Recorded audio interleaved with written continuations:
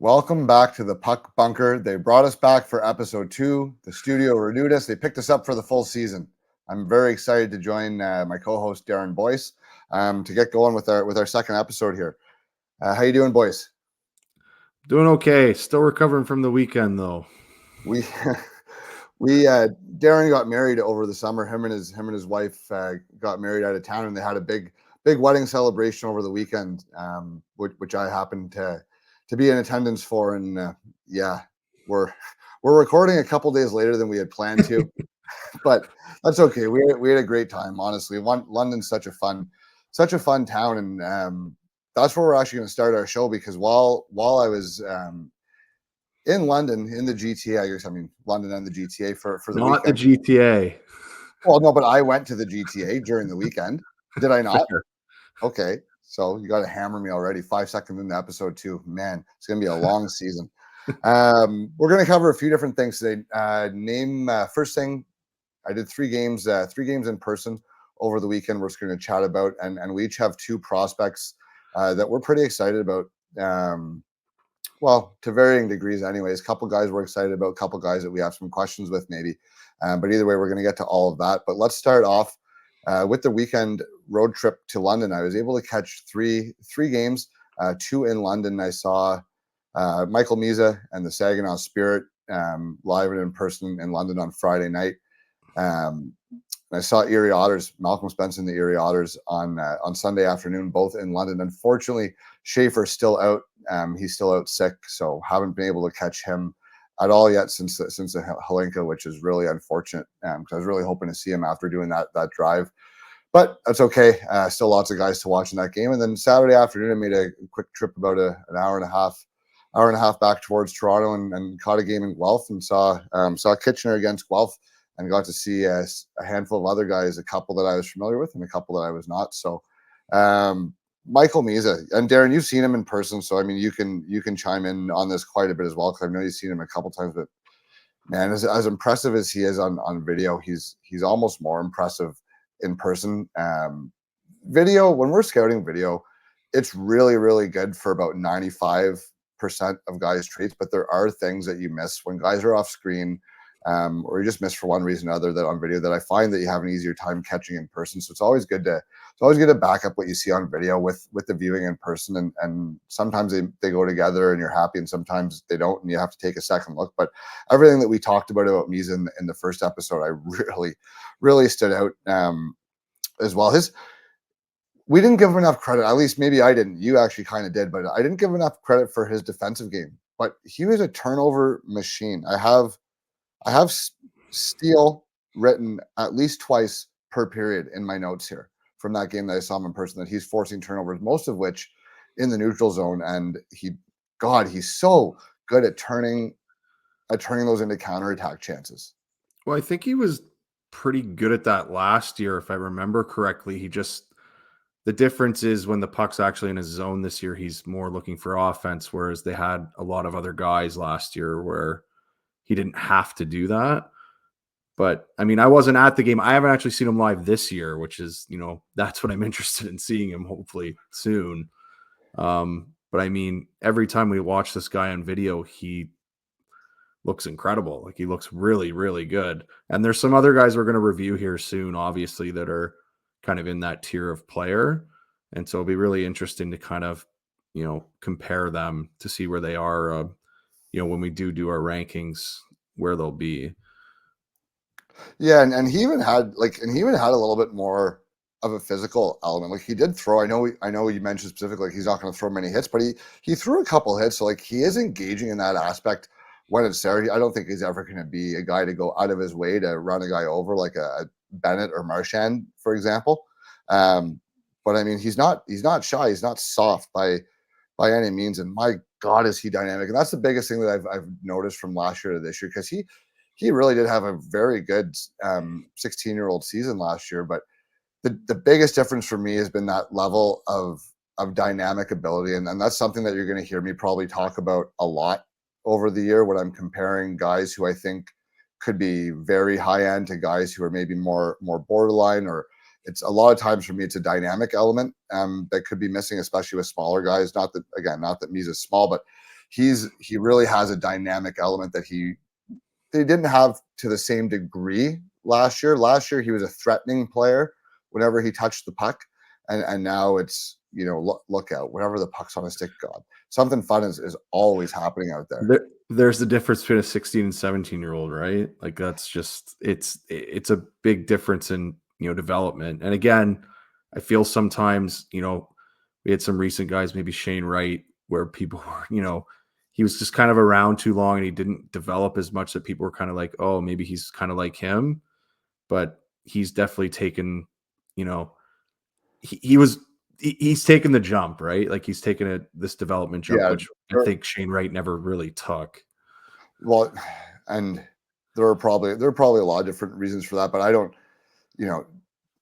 Shane Wright is not a name that I would use as a comparable for Mike. No. I think that's the point you're making. Yeah.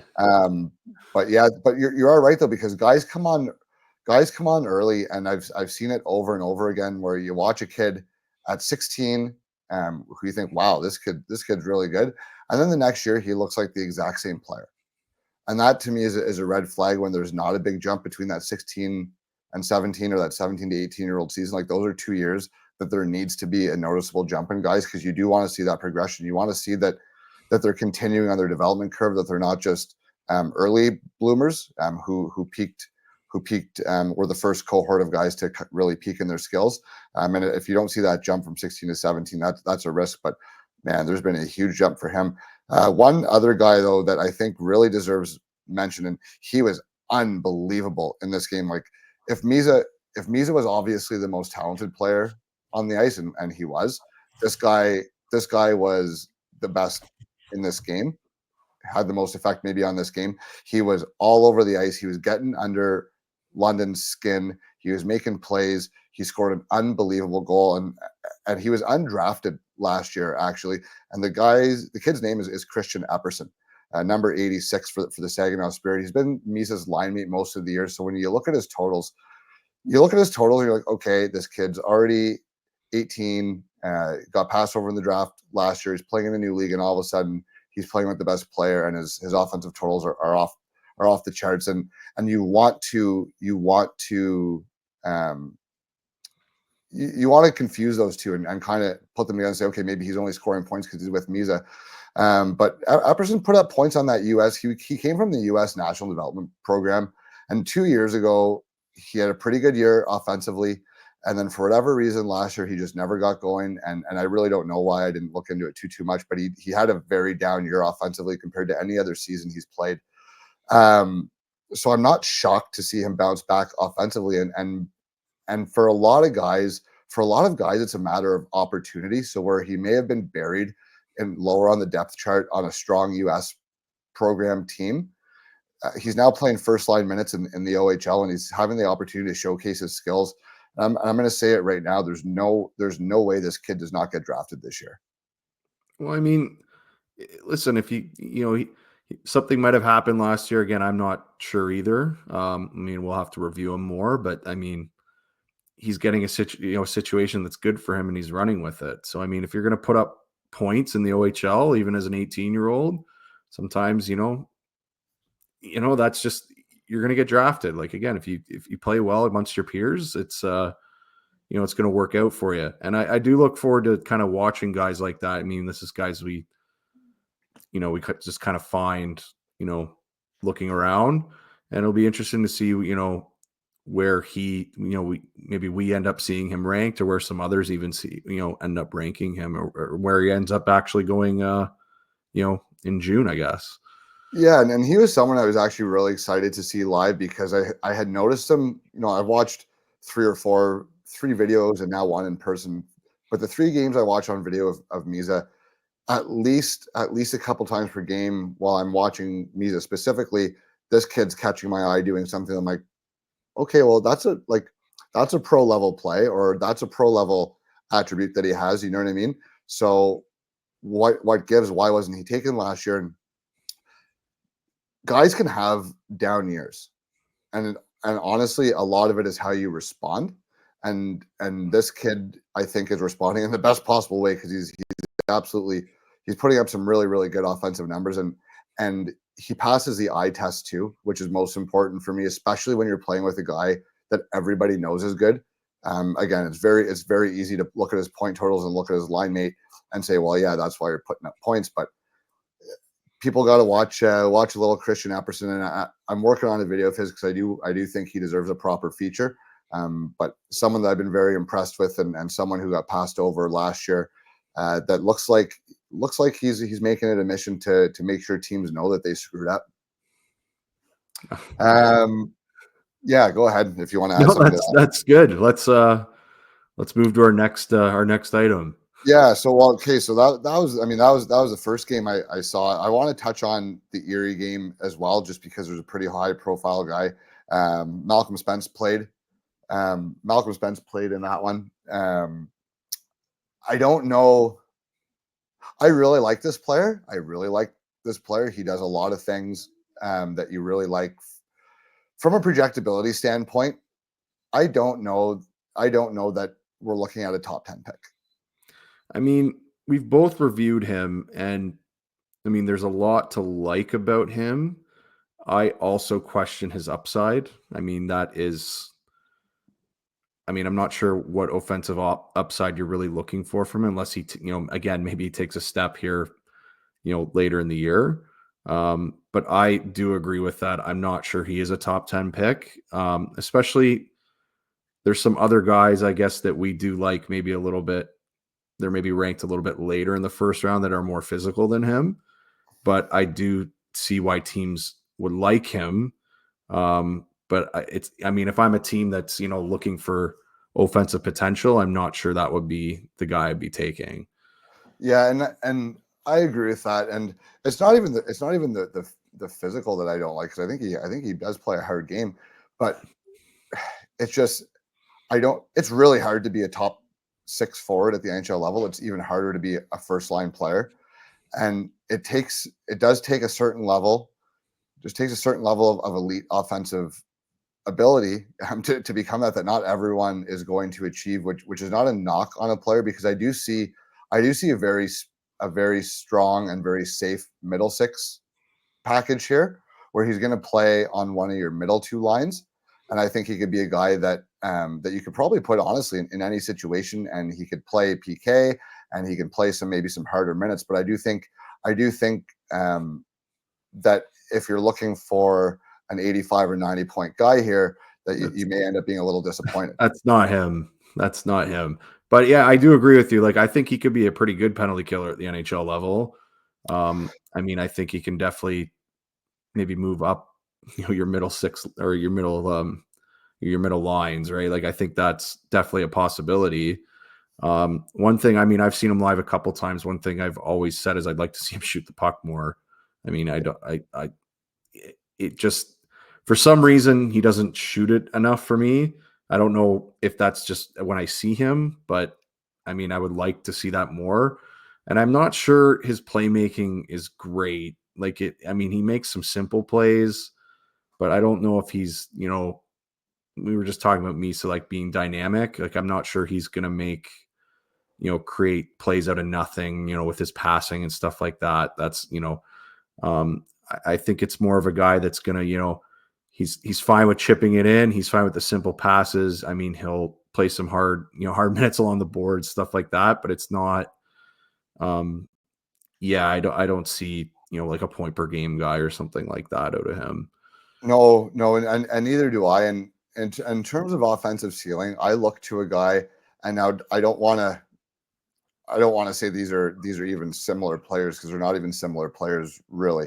But in terms of what you could expect point wise, a guy like Lawson Krause might be a decent example, where he's going to put up, somewhere between 35 and 55 points, depending on the year. He's going to be physical. He's going to be hard to play against. But he's not going to make plays out of thin air, and he's not going to be, he's just not going to be a massive point producer, but he's a guy that can go in and help you win. And every team needs guys like this. So I don't want to sound like we're shitting on Malcolm Spence, because we're not.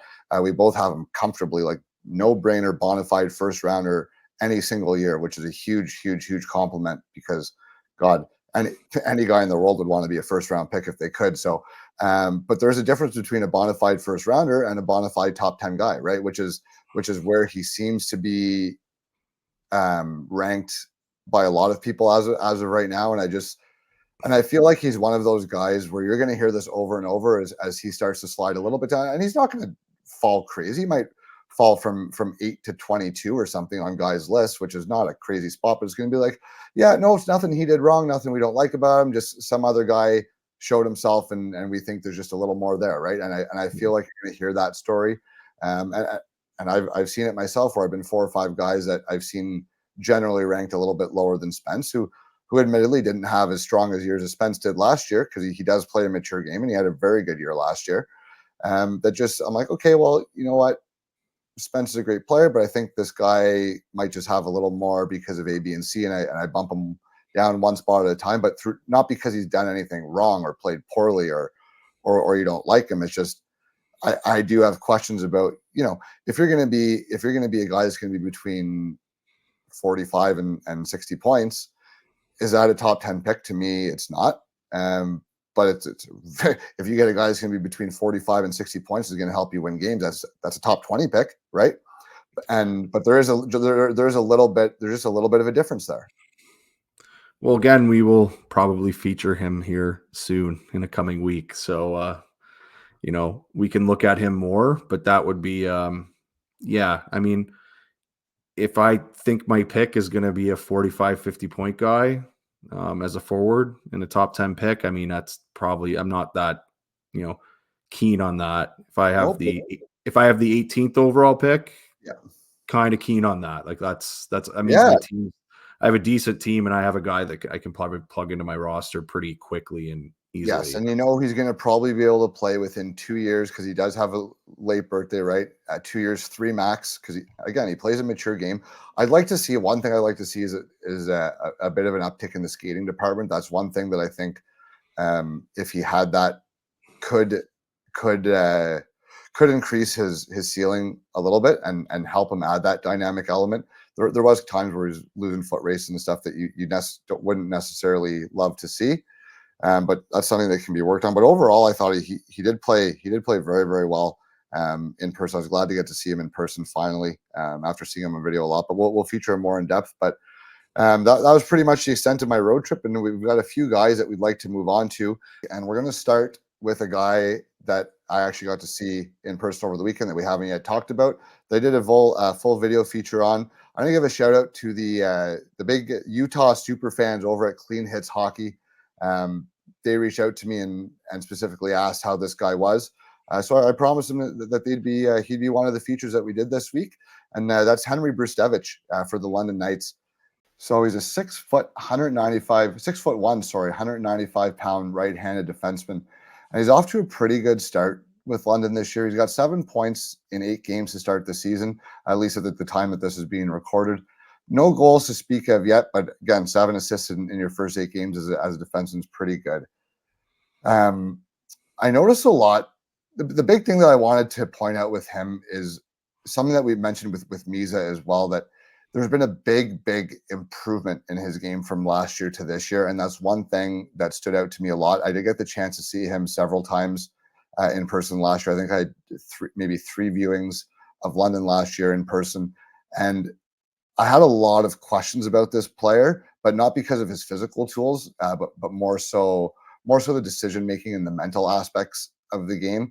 And those things were dramatically improved in this game compared to what I saw last season. One of the biggest things is that he's always looking around now. His head is always moving, and head on a swivel sounds like something so basic, but like you'd actually be shocked how many guys actually just don't do it, and they get lost staring at the puck. Puck watchers, we call them.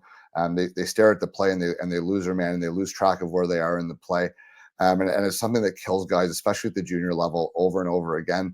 And it's something that he's obviously taken notice of, because he does a damn good job of really never losing his man almost ever. throughout this particular viewing as well. So that's one thing that stood out right away. He's keeping track of where he is on the ice when he doesn't have the puck a lot better than he did last year, and that's something that I wanted to see, and I'm very glad that's come along for him. Now, in terms of things that are similar, that confirmed what I saw last year, his poise with the puck is so good. He's extremely confident with the puck on his stick, and you can tell that that's where he's at his most comfortable and his most natural, is when he has the puck. He's the mover, he's a distributor, he's the guy starting the play, coming around the net with it and making that first pass. And he does a very good job at this. He does a very good job, I think, too, at making, like, at hitting his first open read, whereas a lot of guys may try to always make, maybe you want to make the long stretch pass, or you want to always try and spring a guy. He has no problem. I mean, if that play's there, he'll take it, but he's got no problem making a 6-foot pass to a circling winger in speed, and it's the easiest breakout and break in of all time, right? And again, it's just like the head on a swivel. It sounds like something so simple that a lot of guys actually can't do, which is very surprising. But with the puck, he's very confident, very poised, is something that came up in my notes over and over. And he does make a very nice first pass. He moves the puck very crisp, very clean. It's on the other guy's stick. He's not really missing guys often, so I have absolutely no questions about his puck skills. Now, I don't want you to mistake him for a Cale Makar in terms of his puck skills, but in terms of ability and being adequate at the NHL level, puck movement and puck skills are not something that's going to be an issue for him. Same thing goes with his skating. It's definitely a plus asset for him. He's not the fastest guy out there, but he is fast. He's very strong on his skates. He has a very strong stride. It's very fluid. He looks very natural when he's moving around back there. His pivots look very natural. His transitions are very seamless. So this is something that's obviously it's always been an asset for him, and it will continue to be one. It's not something that I don't think is ever going to be a concern for him, is his foot speed or his mobility. That'll always be something that helps him out. Effort level. I saw his effort level was there, and he was willing to battle. And he's not a huge guy, but he's not a small guy either. But he was very, like I said, he's very strong on his skates. He didn't get pushed around. He didn't get knocked down easily. Got knocked over a couple times, but everybody does. But the engagement is there, the willingness to battle, the willingness to enter the physical zones. Now, he's not going to be the most physical player of all time, but there has to be a willingness to go to those areas and to be able to learn to have success in them. And that's something, again, he does look stronger and more assertive in those areas than he did last year. Again, decision making is a big step up from last year, especially without the puck.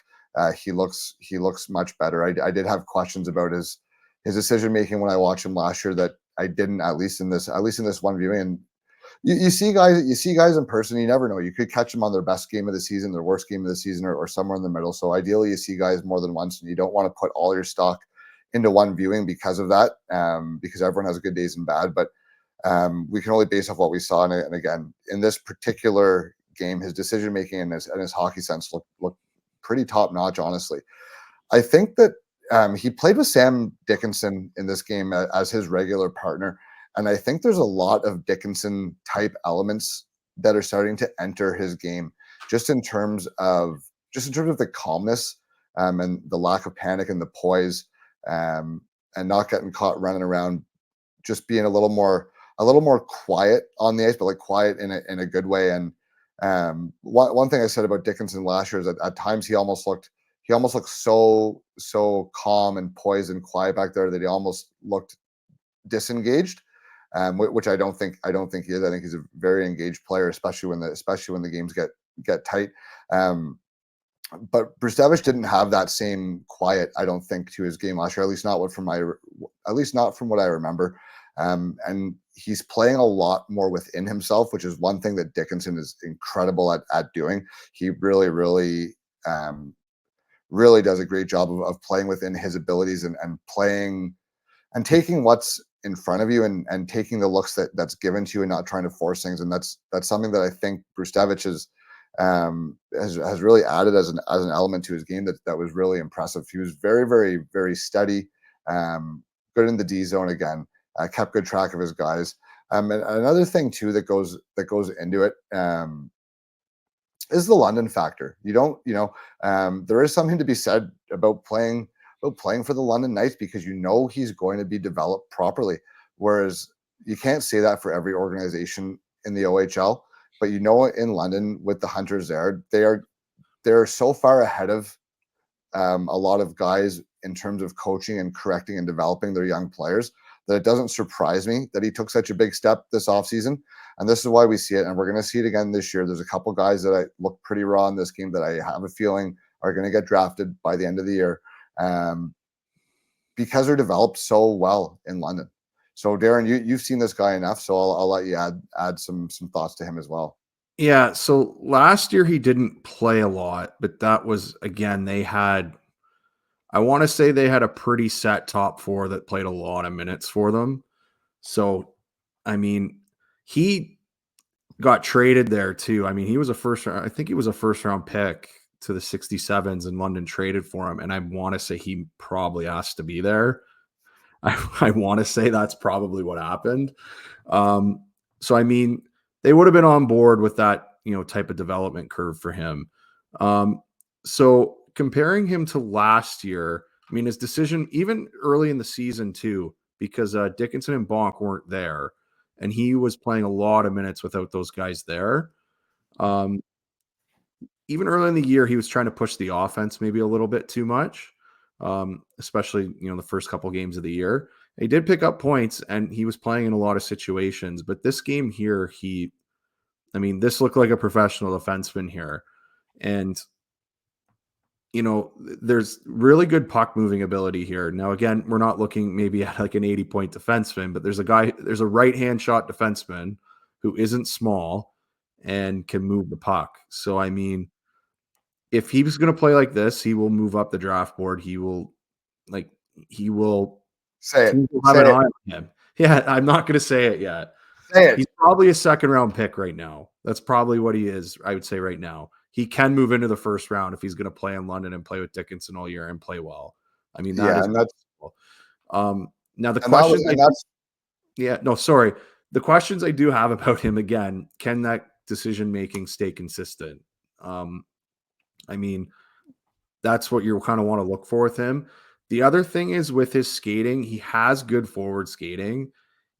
He does get flat-footed, once or twice a game at times. And that's, I mean, at this level, it's okay, but that would be something you would want to look at. It's just, I'm not sure how good his agility is compared to maybe some other top end guys.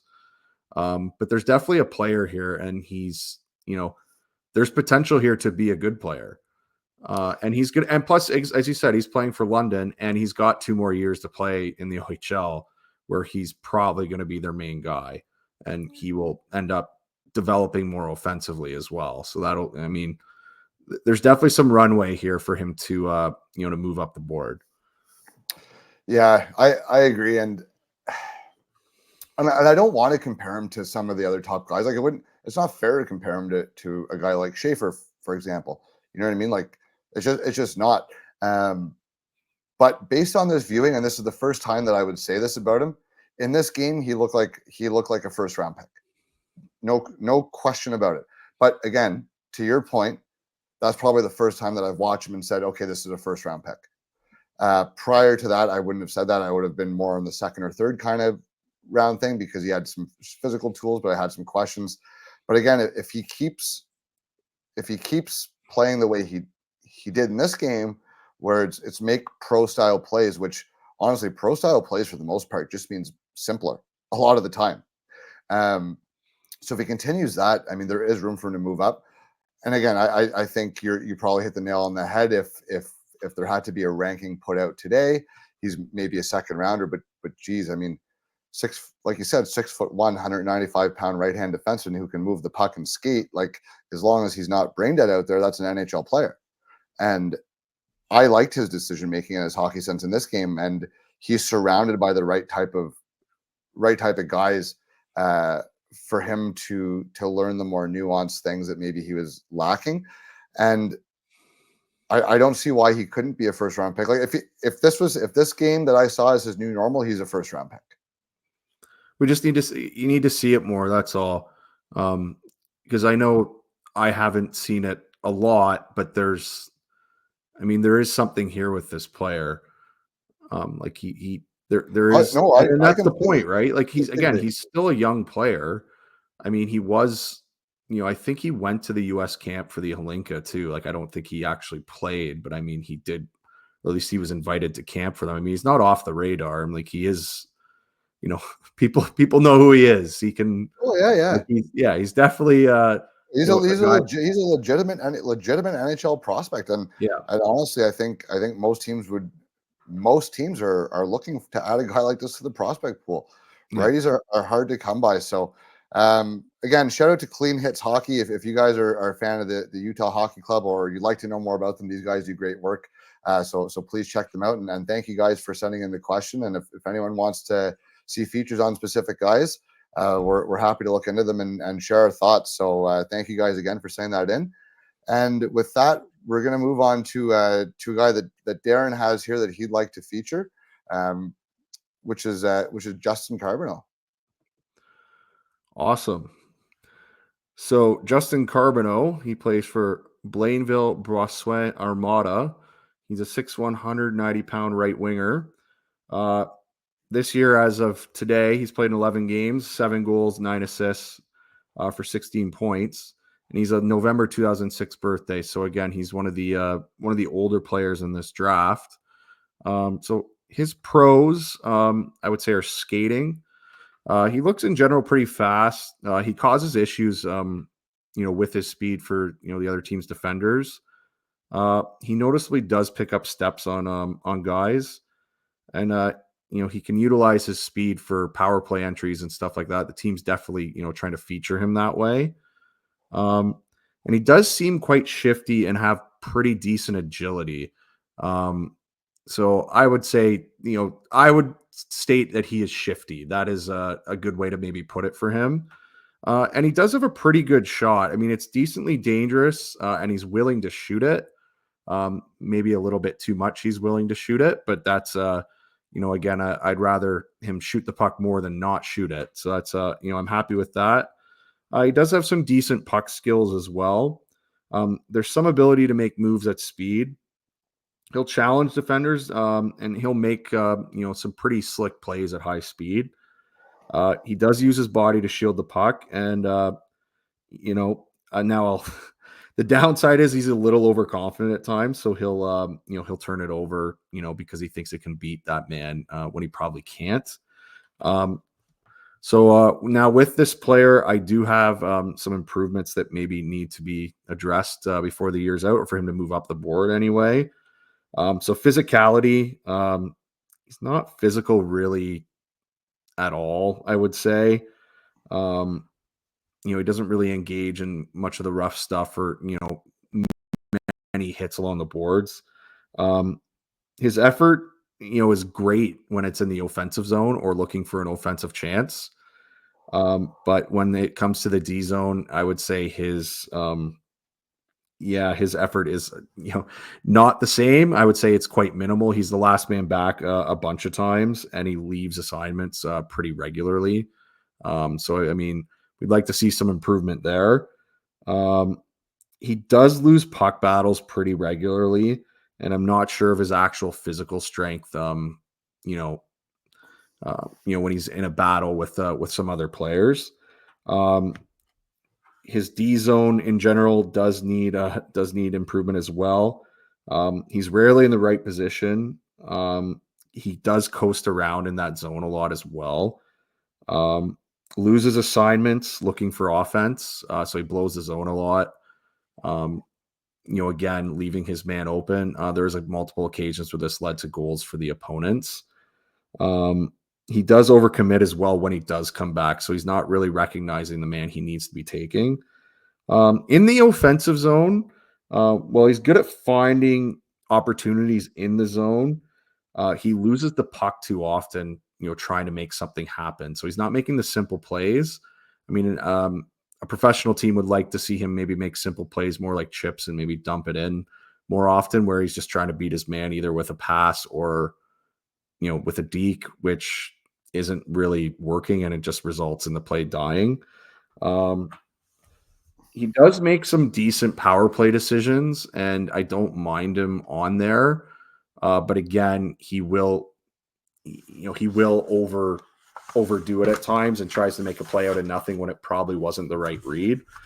Um, Now, one thing he can maybe improve on as well is that he plays more of a perimeter game right now. However, when he goes to the middle or attempts to go to the middle of the ice, he actually has a lot of you know, successful plays when he does that.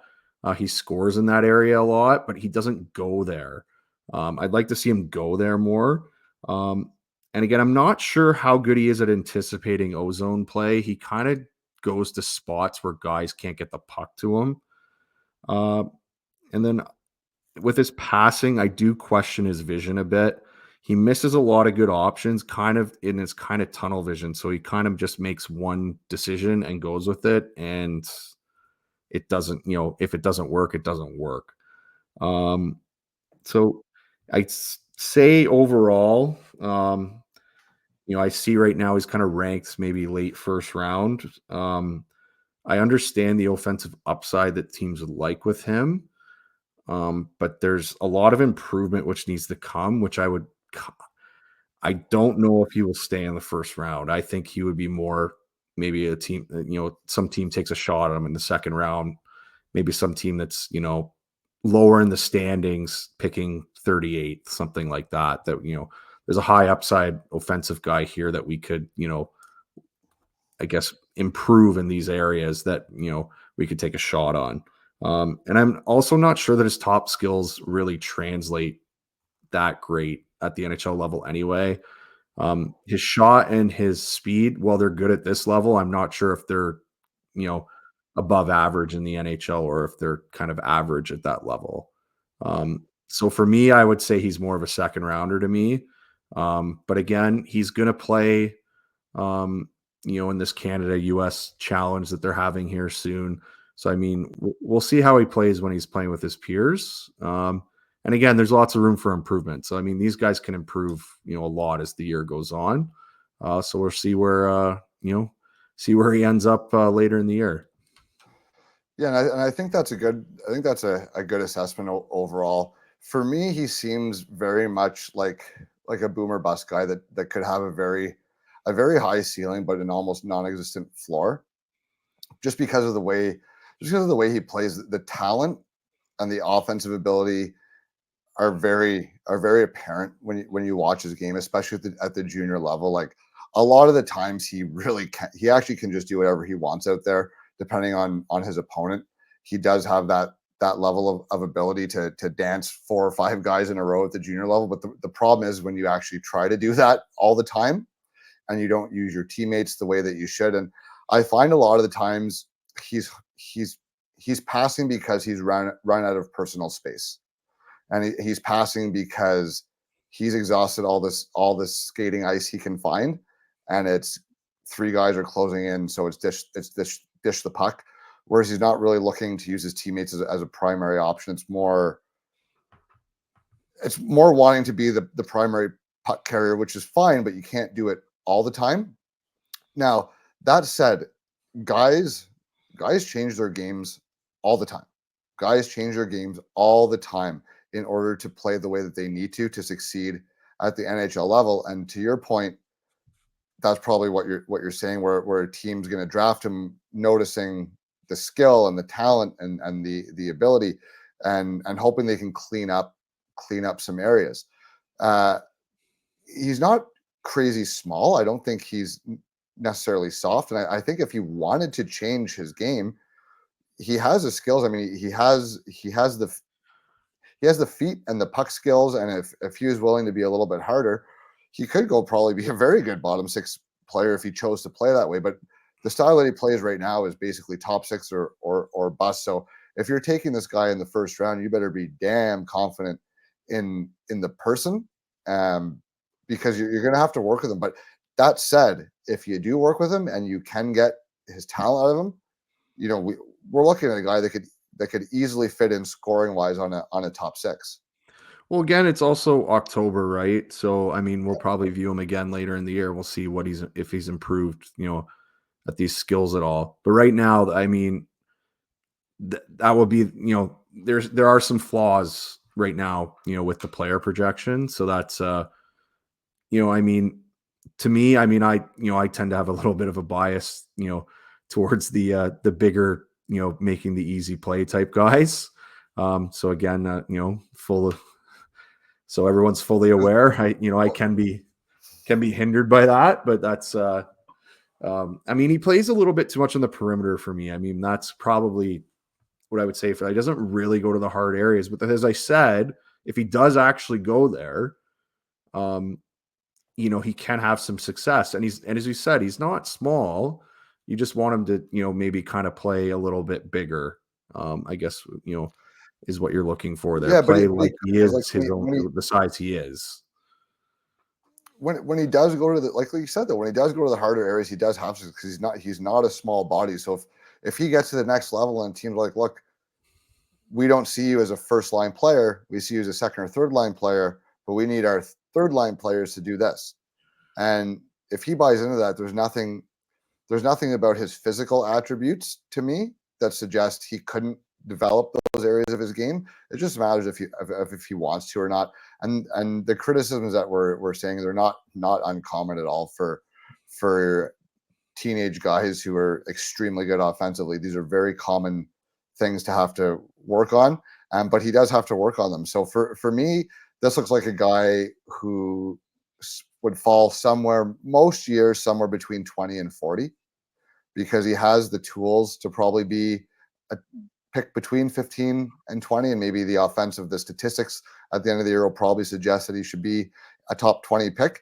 But I think there may be some questions that may push him down to where pick one of round 2 might be a really good place to take a shot on a guy. Or conversely, maybe he cleans up a lot of the areas and his game progresses over time, and he becomes a top 20 pick at the end of the day, because I do think skill-wise and ability-wise, that's where he sits. Yeah. I mean, again, all these guys are really good players. So, Yeah. I mean, we're talking about these guys being NHL players, which is, doesn't matter what professional sport it is, the top level is really hard to make. So Yeah, that's for damn sure. It's really hard. If we're talking about you at all, we obviously like you a lot. Yeah. So, I mean, well, I'm interested to see where he is later in the year. That I think that's what I'm interested in. We're going to look at all these guys again. That's, I'd like to see some improvement in those areas. And then, then if he does, then he probably will be a first round pick. And they're in Ottawa this week. Well, not in Ottawa. They're in Gatineau. They're in Gatineau this weekend. So right across the bridge from Ottawa, 5 minutes away for those who don't know. But I'm looking forward to catching him in person and seeing what he does. One thing that you mentioned is you see him off the screen a lot. He's the last guy back. So I'm interested to see what he's doing on the ice, the times where he's not right in the middle of the play. For me, I have a pretty good idea of what his offensive abilities and his skill set is, but I'm very interested to see things like body language, how he's talking to his teammates on the bench, if he scores a goal, if his how his teammates react, because that can kind of say if your teammate's super excited or not when you score, how they actually feel about you. So those are all the kind of things that I'm going to be looking for, because the talent's obvious when you watch them. So there's definite first round potential here, but with most players, there's things to work on. But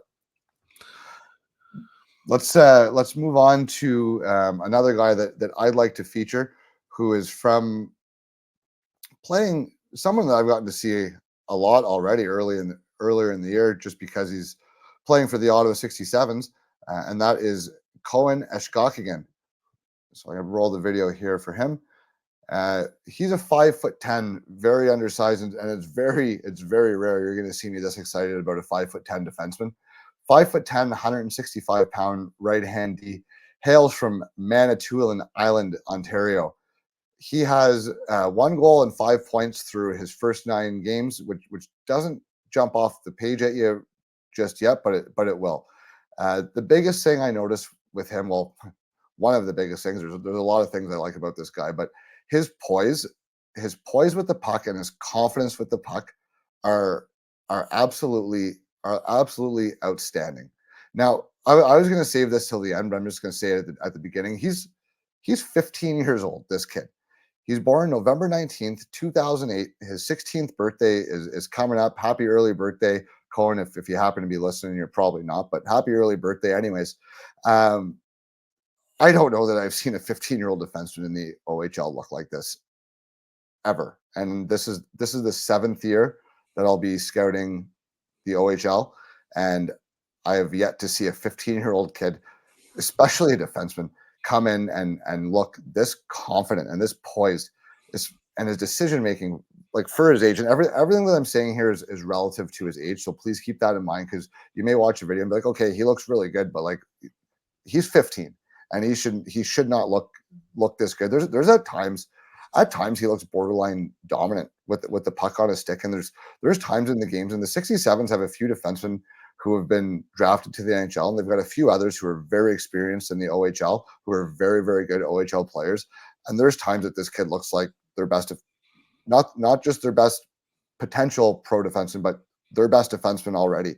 There's times every game that I've watched him that I'm like, oh my God, he's the best player on the ice.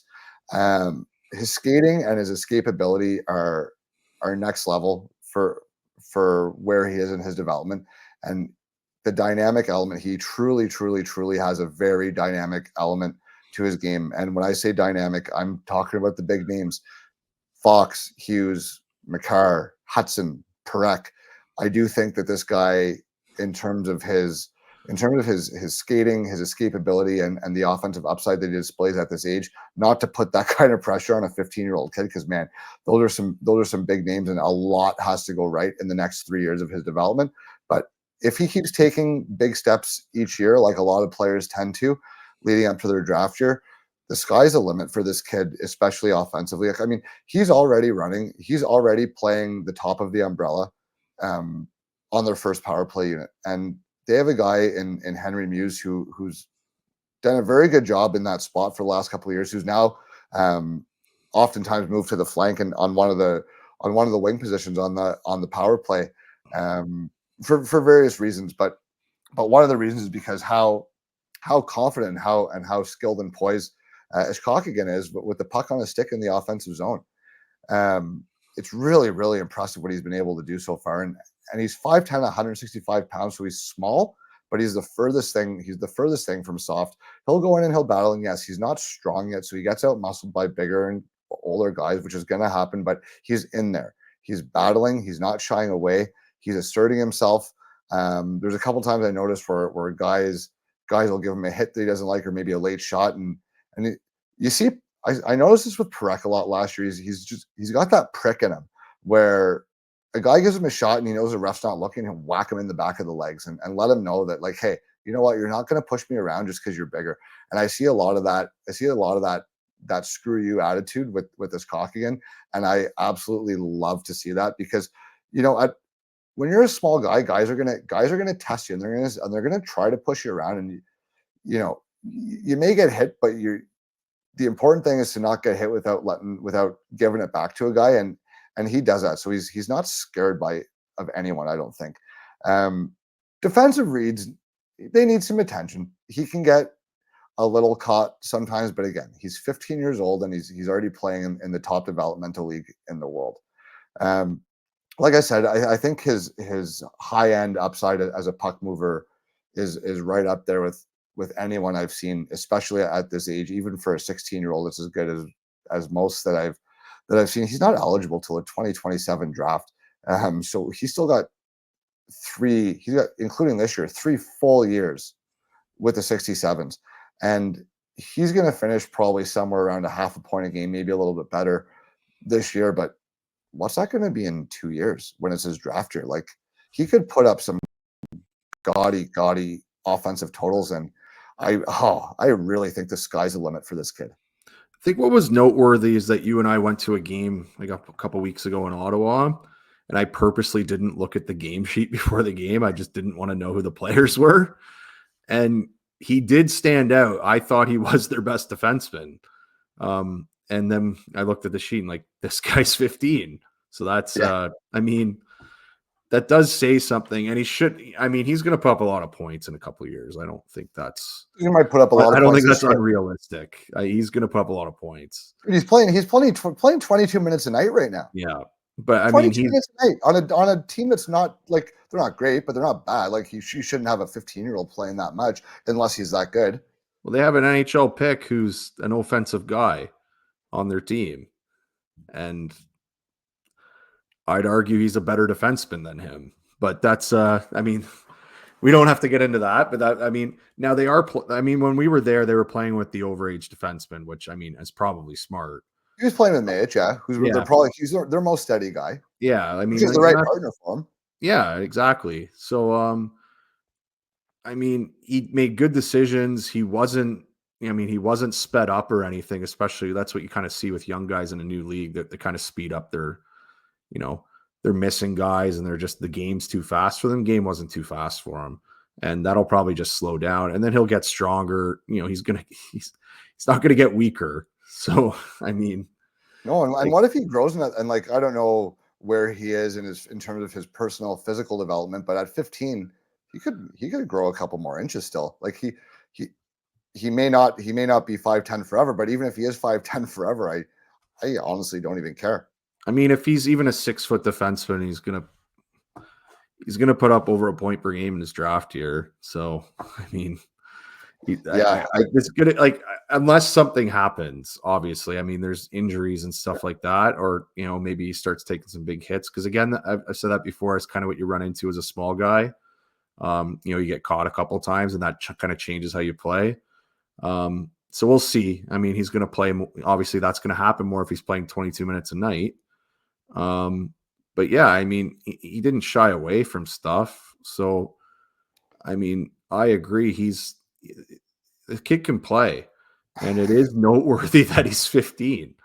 And that's so. It's like you said. Like he stood out right away, and then we looked at the game sheet and like, holy shit, this kid's can't even drive, dude.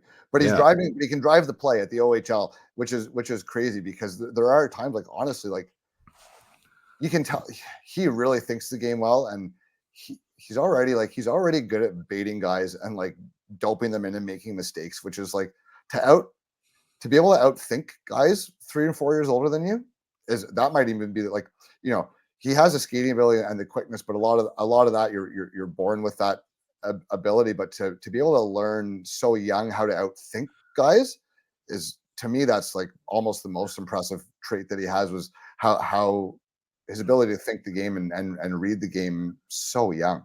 Well, even when we were just talking about Brzustewicz, right? Like like, again, he's developing these tools as a 17-year-old, and we're excited about it. So he kind of he already makes pretty simple plays. He doesn't overhold the puck. He can move the puck. So even if he doesn't put up points, he's still moving. Like he's good at moving the puck. So it's okay. Like people, NHL teams will be excited about that. Yeah, certainly. But he's going to be, I think the next, maybe Muse is still there next year. I don't know if they would trade him or not, but I mean, I assume he'll be their top power play guy, for at least 2 years. So. Yeah, I mean, he's already on their top power player. He's already exactly. on. So, and I do think that he might already be. See, my dog agrees. He likes him too. Yeah. But there are times he looks like already straight away their best defenseman, and honestly, they're most dangerous offensively for sure.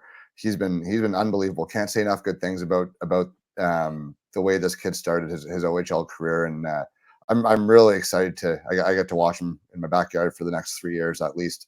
So it's Colin Eshkokian for the Ottawa 67s.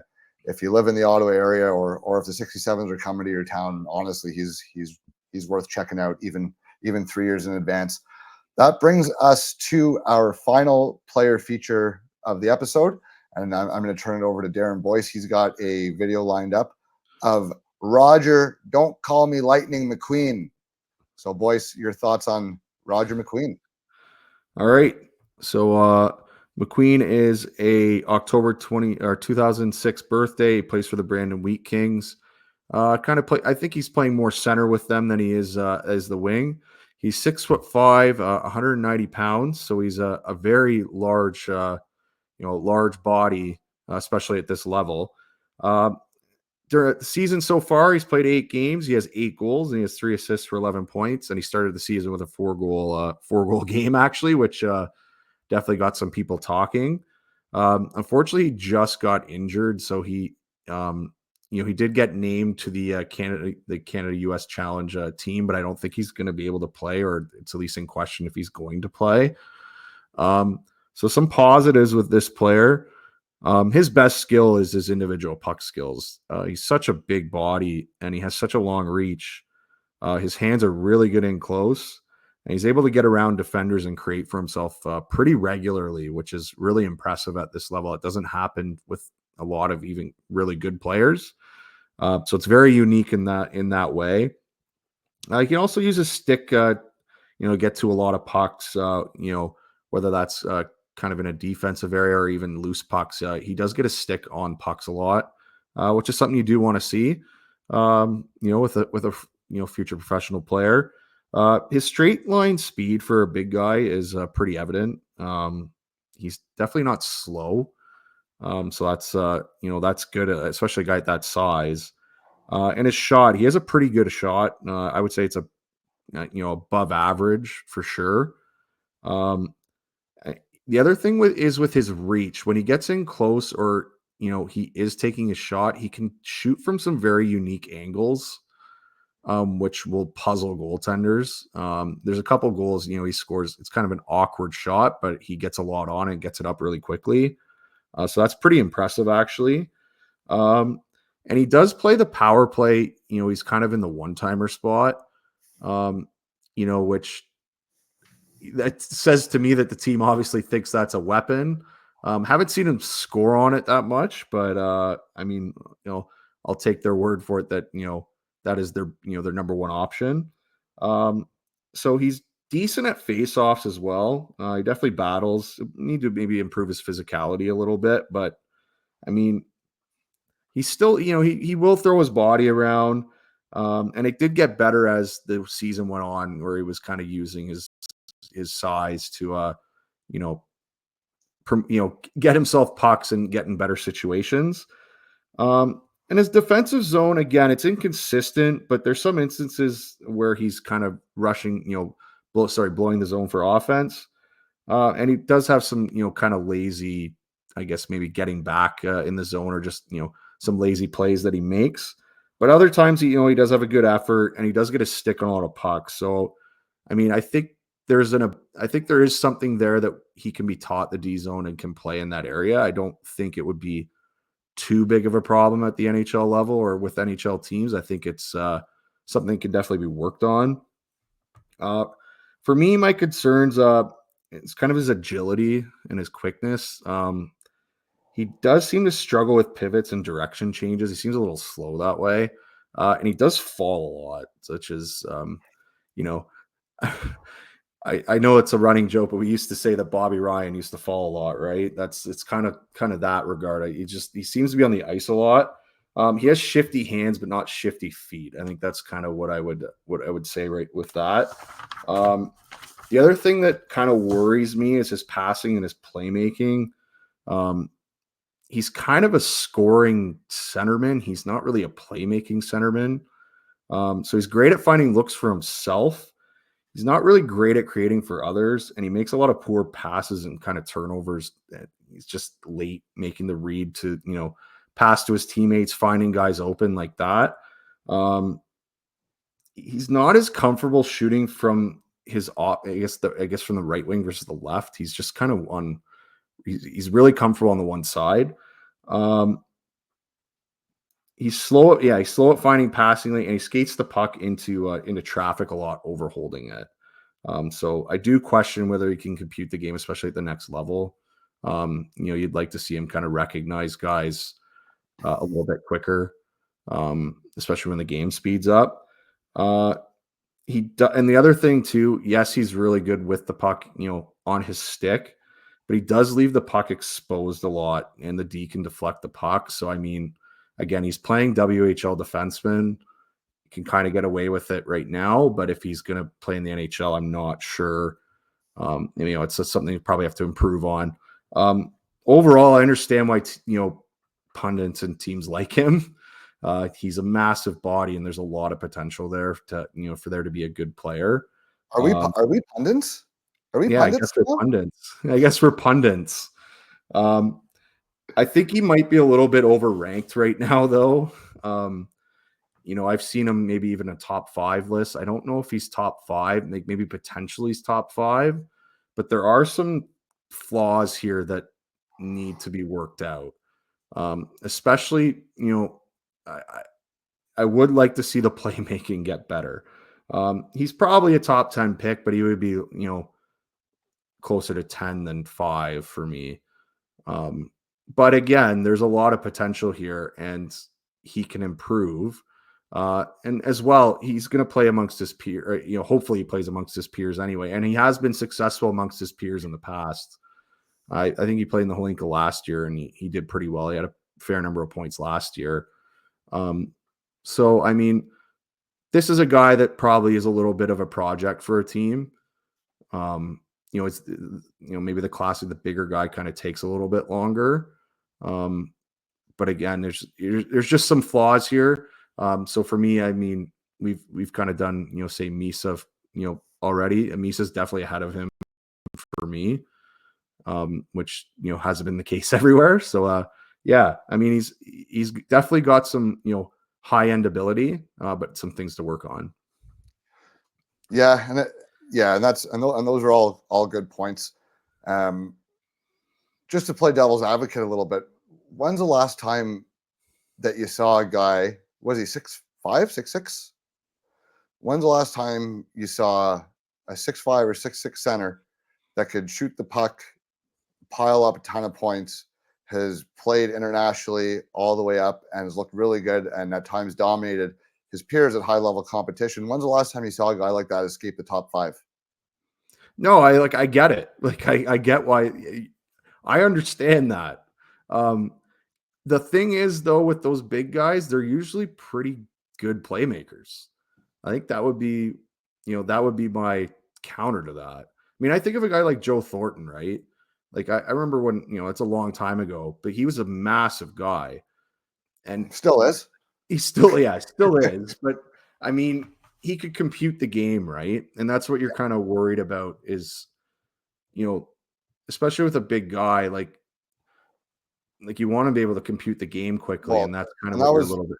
Yeah. And that was my biggest thing. The two things, like with McQueen, like you love the physical package. Like how could you not love it? He's big, he can shoot, he skates well for his size. I know you have a little issue with his feet, but I don't, because I think I've seen so many big guys, like for his age and his size, his feet are fine. Does he skate like Caulfield? No. Is he ever going to? No. But he doesn't have to. I don't have really an issue with his skating, but I could see why there's some questions there. But for me, it's there's two things, and it's the consistency. I want to see it more shift to shift, because sometimes he looks like the best player on the ice, and sometimes you don't notice him unless you really know what number he's wearing, sort of thing. And the other thing is not necessarily his decision making, but his decisions under pressure. I'd like to see those be a little quicker, and a little cleaner. But again, there are things that can be worked on throughout the season, as that goes. But it's going to be really, really challenging for a team to sit there at 3 or 4 or 5 overall and say, we've got a goal scoring center who's that big, where I'm like, are you passing up Tage Thompson if you know what he becomes? No. I understand. He's a top 3 pick in any draft in the whole wide world that's ever happened in any sport, probably. So, but where did Tage Thompson get drafted, though? Probably about 27 picks too late. Yeah. Like I get that, but because he's raw, there's some rawness there, and you have to project, because there might be a longer developmental road. Now, for me, like I kind of agree. Now, you said you like him somewhere between 6 and 10. I'm going to say I like him somewhere between 5 and 10. I've got 4 guys who I've seen who I for sure like better than him as of right this second, which will probably change 2,000 times between now and draft day. But as of right now, and I'm not going to say what order because even I don't know yet, but Hagens, Schaefer, Misa, and Martone, those are 4 guys that I've seen that I personally like better than McQueen right now. And there's a couple other guys who I'd have to sit down and debate with myself. But I think top 3 is your ceiling. Top 2, really. I mean, if everything goes right for him, the whole rest of the season, he could go anywhere from 2 to 10. But God, it's gonna be tough. It's gonna be tough for a team to pass that up. But one of the things I find with really big guys is they can be tricky to project because they're so physically dominant over junior players. Sometimes it's kind of hard to tell what their high end might be because you don't necessarily, because they can get away with just physically overpowering and shielding off guys they've gotten away with it their whole life. It can make them sometimes look better at lower levels, which is a lot of times you see guys in the draft who don't necessarily pan out to their draft slot, and a lot of times it is a bigger player. Well, yeah, like they take longer, so teams will give. It's more of a project for teams, but the payoff's really good. I mean, the payoff can be absolutely incredible. It's a guy that doesn't exist otherwise. Yeah, he's unique. So and there won't be another player like him in this draft. That's that package. Like they're just more at that. His puck skills are really good. Like for I'm gonna feature a guy next episode that I think has a very similar package. So we're gonna hold that thought because we've gone over an hour here for tonight, and I think that's probably good enough. But I'm gonna remember that comment and present to you a counter argument next time we record, because I think there might be another guy out west who has a pretty unbelievable size and skill package as well that deserves being talked about. But we'll call that a little teaser, and thank everyone for tuning in with us tonight. If you're still with us, and thanks to my co-host Darren Boyce as always. And hopefully you guys keep checking us out, and please share this, like this, comment on this, whatever the hell the algorithm tells you to do to show us your support. And if there's things that you like to see, players you want featured, please drop a comment, let us know. We're taking requests. All right. We'll see you next time.